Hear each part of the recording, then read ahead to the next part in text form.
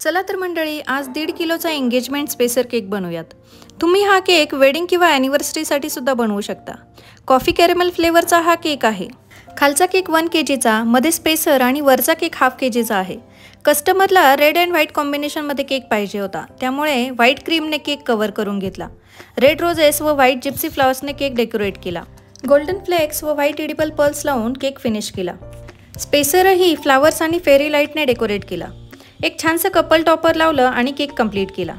खालच्या केकवर स्पेसर व 1 kg cake येणार होता. त्याच्या वजनाने केक दबून जाऊ नये यासाठी खालच्या केकमध्ये डावल्स इन्सर्ट करून घेतले.